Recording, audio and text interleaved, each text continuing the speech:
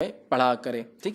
آئیے اسی طرح چند اور کلمات دیکھتے ہیں، کلمات یا جملے جس کے فضائل آتے ہیں، جس میں سے ایک ہے لا الہ الا اللہ. ٹھیک ہے، یہ قرآن کے کئی آیتوں کا حصہ ہے، کئی آیتوں میں بہرحال یہ آتا ہے، جیسے کہ سورہ نمبر 37 کی آیت نمبر جو ہے 35 میں بھی یاد رکھیے یہ جملہ اسی طرح بہرحال آتا ہے. آئیے اس کے فضائل کے تعلق سے میں سمجھتا ہوں لا الہ الا اللہ کے کتنے فضائل ہیں. میرا ایک اس پہ پورا تفصیلی عنوان ہے، لا الہ الا اللہ، اس کلمے کی اہمیت اور فضیلت. میں نے اس کے اندر کم و بیش 17 بڑے بڑے عظیم فضائل رکھے ہیں جو اس صورت سے حاصل کیے جا سکتے ہیں. بہرحال وقت نہیں ہے، ہم مختصر یہاں بھی دیکھیں گے. لیکن مسلم کی روایت ہے، حضرت عثمان رضی اللہ عنہ کہتے ہیں رسول اللہ صلی اللہ علیہ وسلم نے فرمایا جو شخص اس حال میں مرے کہ اسے لا الہ الا اللہ کا علم یقین ہو تو وہ جنت میں جائیں گا. جو لا الہ الا اللہ پہ جس کی زندگی گزری اور اس پہ موت آئی وہ جنت میں جائیں گا. بخاری کی روایت ہے، ابو ہریرہ رضی اللہ عنہ فرماتے اور کہتے ہیں نبی اکرم صلی اللہ علیہ وسلم فرمایا کہا قیامت کے روز میری سفارش سے فیضیاب ہونے والے لوگ وہ ہیں جنہوں نے سچے دل سے اور جی اور جان سے لا الہ الا اللہ کا قرار کیا ہوں گا. روز قیامت شفاعت کبریٰ جو ہوں گی وہ لوگ وہی مستحق ہوں گے نبی اکرم صلی اللہ علیہ وسلم کی سفارش کے جنہوں نے سچے اور پکے دل سے اس پہ عمل کرتے ہوئے زندگی گزاری ہو لا الہ الا اللہ. ٹھیک، آگے بڑھتے ہیں. اسی طرح جو ہے لا الہ الا اللہ کو کثرت سے وظیفہ اللہ تعالیٰ کی قرب کا ذریعہ، کثرت سے پڑھنا، کوانٹیٹی میں پڑھنا ضروری نہیں ہے، 50,000 70,000 1 لاکھ 2 لاکھ 1.25 لاکھ نہیں، کثرت سے پڑھنا، کتنے بار بھی جب چاہے پڑھنا، اس کو معمول بنا لینا، اس کی بڑی فضیلت، اللہ سے انسان قریب ہوتا ہے. ابو ہریرہ رضی اللہ عنہ اس کی راوی جامع ترمذی کی حدیث ہے، نبی اکرم صلی اللہ علیہ وسلم نے فرمایا جب بندہ سچے دل سے لا الہ الا اللہ کہتا ہے تو اس کے لیے آسمان کے دروازے کھول دیے جاتے ہیں یہاں تک کہ وہ عرش تک پہنچ جاتا ہے بشرطے کہ کبیرہ گناہوں سے بچتا رہا ہو. کبیرہ گناہ سے بچتا رہا ہو، بہت اس کی فضیلت ہے. بہت. ایک مرتبہ موسیٰ علیہ السلام نے کہا اللہ مجھے ایسا کلمہ دے جس کو میں پڑھ کر تیری حمد و ثنا کروں.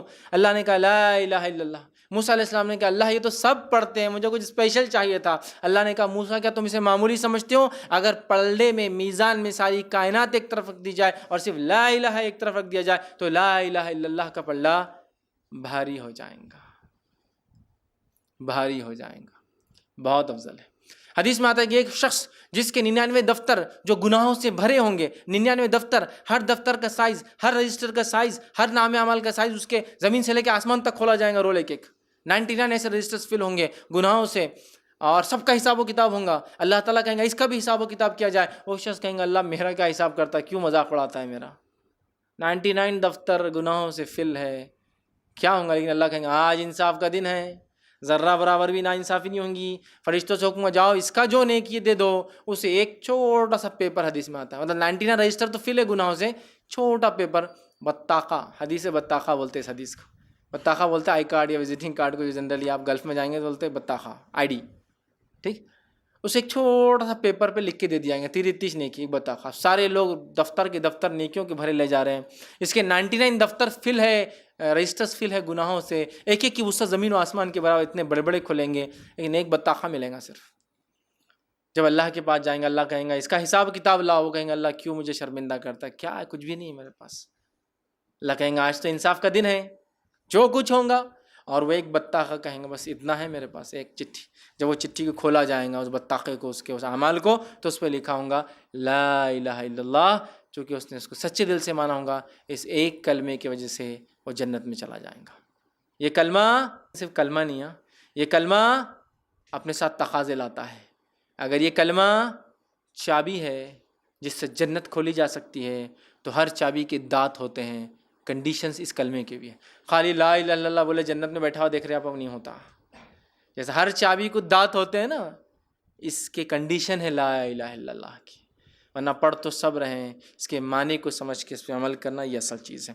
لا الہ الا اللہ سب سے افضل ذکر ہے. ابن حبان کی روایت ہے، نبی اکرم صلی اللہ علیہ وسلم نے فرمایا بہترین ذکر افضل الذکر لا الہ الا اللہ، اور بہترین شکر افضل الشکر الحمدللہ. ایک روایت نے فرمایا بہترین ذکر افضل الذکر لا الہ الا اللہ، اور بہترین دعا افضل الدعا الحمدللہ. الحمدللہ افضل دعا، افضل شکر ہے، افضل الشکر افضل الدعا الحمدللہ، اور افضل الذکر لا الہ الا اللہ. لا الہ الا اللہ سے بڑا کوئی ذکر نہیں ہے میرے بھائیوں. اس کو معمول بنا لے، اٹھتے بیٹھتے سوتے جاگتے اس کو ہم پڑھتے رہیں. ایک مرتبہ لا الہ الا اللہ کہنے سے جنت میں ایک درخت لگا دیا جاتا ہے. ایک مرتبہ جامع ترمذی کی روایت ہے، عبداللہ ابن مسعود رضی اللہ عنہ فرماتے ہیں نبی اکرم صلی اللہ علیہ وسلم نے فرمایا معراج کی رات ابراہیم علیہ الصلوۃ والسلام سے میری ملاقات ہوئی تو انہوں نے کہا اے محمد صلی اللہ علیہ وسلم میری طرف سے اپنی امت کو سلام پہنچانا اور انہیں بتانا جنت کی زمین بڑی زرخیز ہے اور اس کا پانی بڑا ثمر آور ہے، بہت فروٹفل ہے، اس کی جگہ خالی ہے اور اس میں درخت لگانا ہے، اس کی جگہ خالی ہے، تمہاری امت سے کہو اس میں اگر درخت لگانا ہے تو کیا کہو؟ الحمدللہ۔ کیا کہو؟ وہ کہتے ہیں سبحان اللہ، الحمدللہ، لا الہ الا اللہ، اللہ اکبر، یہ اگر کلمات کہیں گے تو اس کی زمین پر جو ہے درخت لگ جاتے ہیں۔ تو ہم سبحان اللہ والحمدللہ ولا الہ الا اللہ واللہ اکبر، تو یہ کلمہ پڑھنے سے درخت لگ جاتا ہے، یاد رکھیے۔ تو لا الہ الا اللہ اس میں شامل ہے، اس سے ایک درخت لگ جاتا ہے۔ اسی طرح موت کے وقت لا الہ الا اللہ کہنے والا جنتی ہے۔ ابو داؤد کی روایت ہے، معاذ بن جبل رضی اللہ عنہ فرماتے اور کہتے ہیں اللہ کے رسول صلی اللہ علیہ وسلم نے فرمایا اور کہا مرتے وقت جس کی زبان پر آخری الفاظ لا الہ الا اللہ ہوں گے وہ جنت میں جائیں گا۔ ایک روایت میں فرمایا لقنوا موتاکم لا الہ الا اللہ، اپنے مرنے والوں کو وصیت کرو، تلقین کرو لا الہ الا اللہ، چونکہ جو اسے مر گیا وہ جنت میں جائے گا۔ بڑا اہم کلمہ ہے، ظاہر سی بات ہے انہی کی زبانوں پر آتا ہے جو اپنی زندگیاں اس پر گزارتے ہیں، یاد رکھیں، ٹھیک ہے۔ سبحان اللہ کہنے